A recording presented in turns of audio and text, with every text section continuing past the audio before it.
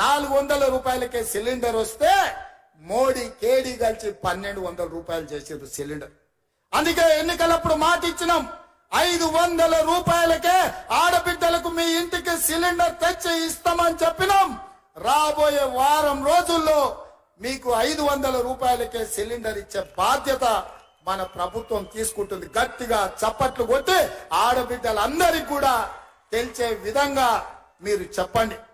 అదే విధంగా వ్యవసాయానికే ఉచిత కరెంటు కాదు, పేదవాడి ఇంటికి కూడా ఉచితంగా కరెంట్ ఇవ్వాలని, పేదవాడి కరెంటు బిల్లుతో కష్టాలు పడొద్దన్న ఆలోచనతోని 200 యూనిట్ల వరకు ప్రతి పేదవాడి ఇంటికి తెల్ల రేషన్ కార్డు ఉన్నవాడికి ఉచిత విద్యుత్తును ఇండ్లకు ఇవ్వాలని ఆనాడు మేము మాటిచ్చినాం. వారం రోజుల్లోనే ప్రతి పేదవాడి ఇంటికి 200 యూనిట్ల వరకు ఉచిత కరెంట్ ఇవ్వాలని ఇవాళ మన ప్రభుత్వం నిర్ణయం తీసుకుంది.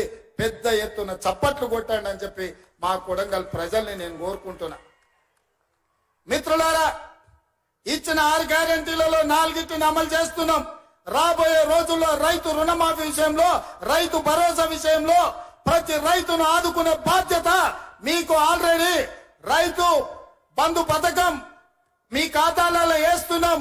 వచ్చే నెల 15 తారీఖు లోపల అందరికీ రైతు భరోసా, రైతు బంధు చేరుతుంది. ఏ ఒక్క రైతుకు బకాయి లేకుండా పూర్తిగా మీకు డబ్బులు ఇచ్చే బాధ్యత మన ప్రభుత్వం తీసుకుంటుంది. రాబోయే తొందరలోనే మంచి రోజులు రాబోతున్నాయి. రైతులకు మాట ఇచ్చిన ప్రకారం మీ 2 లక్షల రూపాయల రైతు రుణమాఫీ చేసే బాధ్యత,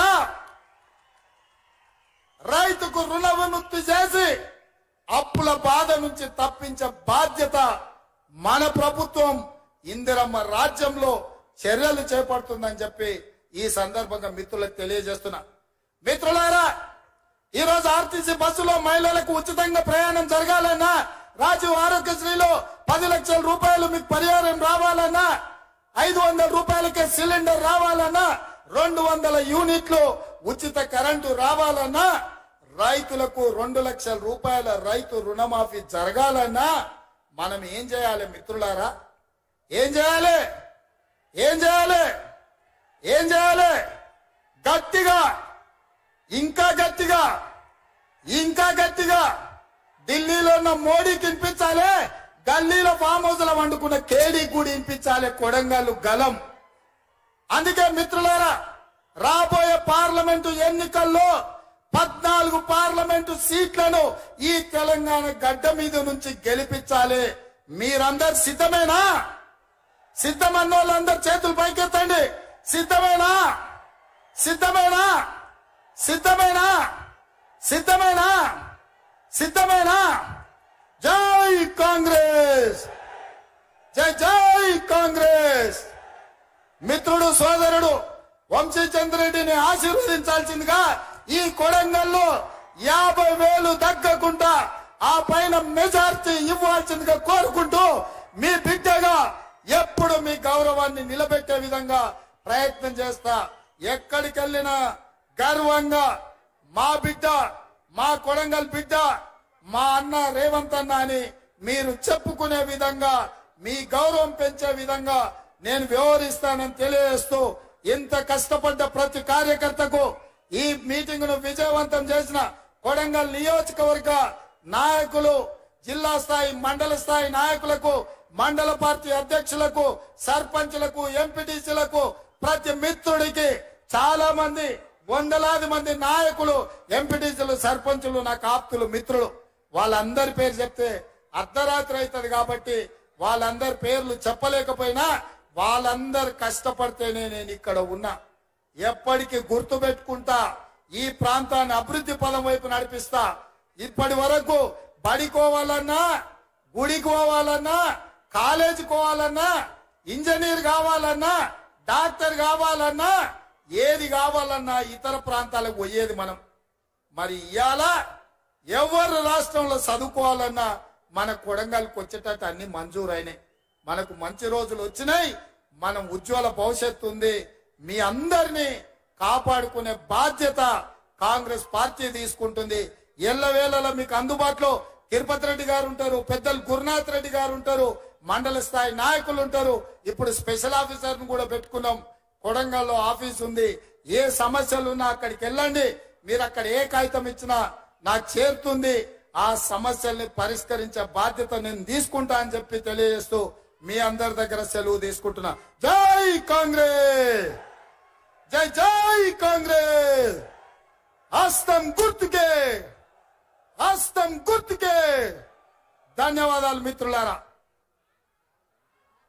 స్వల్ప సమయంలోనే కొడంగల్ పట్టణం లోపల ఈ యొక్క మన గౌరవ ముఖ్యమంత్రి రేవంత్ రెడ్డి గారు మన నియోజకవర్గానికి సుమారు 4,000 కోట్లు తీసుకొచ్చి అభివృద్ధి పదంలో తీసుకెళ్తున్నందుకు ఈ కార్యక్రమాన్ని విజయవంతం చేసినటువంటి నారాయణపేట జిల్లా అధ్యక్షులు ప్రశాంత్ రెడ్డి గారు, అదేవిధంగా మహబూబ్ నగర్ జిల్లా అధ్యక్షులు, అదేవిధంగా ఈ కార్యక్రమాన్ని విజయవంతం చేయడానికి విచ్చేసినటువంటి బ్లాక్ మండల బూత్ కమిటీ సభ్యులందరూ కూడా పేరు పేరున ధన్యవాదాలు తెలియజేస్తూ సెలవు తీసుకుంటున్నాం.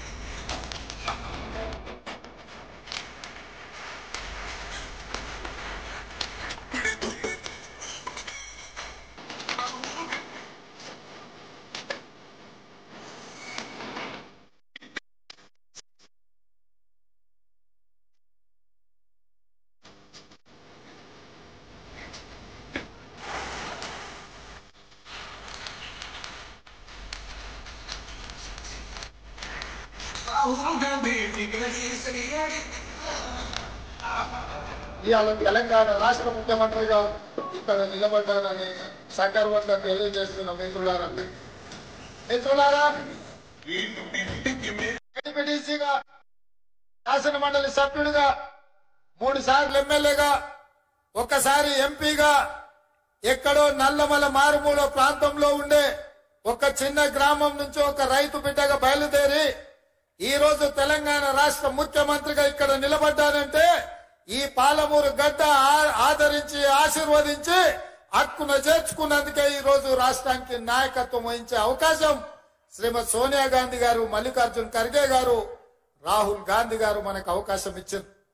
మీకందరికీ తెలుసు, ఈ గడ్డ మీద ఇక్కడి నుంచే ఎన్నికల సందర్భంగా శ్రీమతి ప్రియాంక గాంధీ గారు వచ్చినప్పుడు వేలాదిగా మీరు అండగా నిలబడి ఆనాడు ప్రియాంక గాంధీ గారిని స్వాగతం పలికిండ్రు. ఆనాడు కాంగ్రెస్ పార్టీ జెండాను ఈ గడ్డ మీద ఎగరేస్తాం, తెలంగాణ రాష్ట్రంలో గెలిపిస్తామని మీరు మాట ఇచ్చిండ్రు. కాబట్టి ఈ రోజు గాంధీ కుటుంబం, కాంగ్రెస్ పార్టీ ఇవాళ ఆశీర్వదించి తెలంగాణ రాష్ట్ర ముఖ్యమంత్రిగా అవకాశం ఇచ్చింది.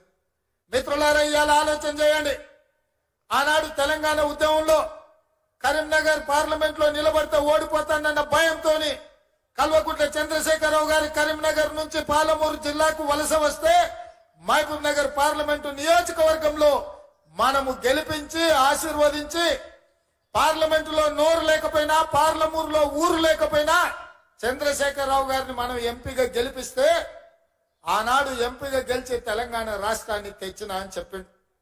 నేను అడుగుతున్న ఇవాళ ఈ వేదిక మీద నుంచి మాజీ ముఖ్యమంత్రి కల్వకుంట్ల చంద్రశేఖరరావును, ఆనాడు ఎక్కడి నుంచో వలస వచ్చిన నిన్ను, వివిధ ప్రాంతాలకు తట్ట పని, పార పని, మట్టి పని, బొగ్గుబాయి, దుబాయ్ లాంటి వలసలు పోతున్న మా జిల్లా ప్రజలు వలస వచ్చిన నిన్ను పార్లమెంటు సభ్యుడిగా గెలిపిస్తే తెలంగాణ రాష్ట్రం వచ్చిన తర్వాత 10 సార్లు ముఖ్యమంత్రిగా ఉన్నావు కదా, మా ప్రాంతానికి ఏమైనా చేసినవా? పాలమూరు రంగారెడ్డి ఎత్తిపోతల పథకాన్ని ప్రారంభించి కాంట్రాక్టర్లు కట్టబెట్టి 27,000 కోట్ల రూపాయల ఖర్చు పెట్టి 1 ఎకరాకు కూడా నీళ్లు ఇవ్వలేకపోయినావు. ఈ రోజు ఈ గడ్డ మీద ఈ ప్రజలకు నువ్వు క్షమాపణ చెప్పిన తర్వాతనే మళ్ళా ఈ జిల్లాలో నువ్వు ఓటు అడగాలి అని చెప్పి చంద్రశేఖరరావు గారిని గట్టిగా డిమాండ్ చేస్తున్నా. 10 సంవత్సరాల సుదీర్ఘ కాలం 1,000 కోట్ల రూపాయల ఖర్చు పెట్టినా అదనంగా 1 ఎకరాకు పాలమూరు రంగారెడ్డి ఎత్తిపోతలతో నీళ్లు ఇవ్వలేదు. మా ప్రజల్ని నమ్మించినావు, మా ప్రజల్ని నట్టేట ముంచినావు.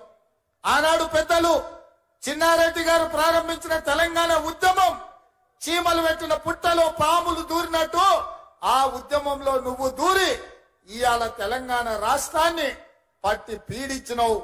అయినా ఈరోజు ప్రజలు చీదరించి ఓడగొట్టి ఇంట్లో కూర్చోబెడితే ఇంట్లో కూర్చోకుండా మళ్ళా సిగ్గు లేకుండా తగుదునమ్మా అని బయలుదేరిండు. అల్లుడేమో నల్గొండ నుంచి, కొడుకేమో